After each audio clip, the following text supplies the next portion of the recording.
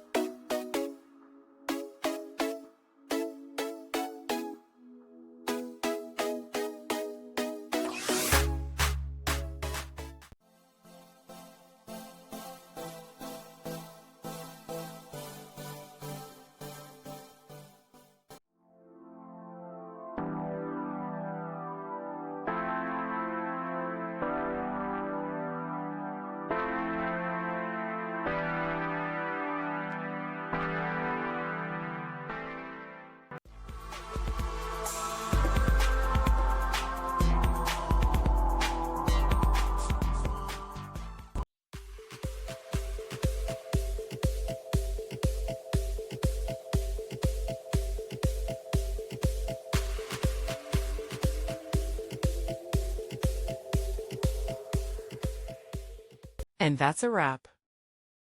I hope you found the answer you were looking for. If you did, take a second to hit that subscribe button. It really helps out. And let me know in the comments which solution worked best for you. See you next time in the debug zone.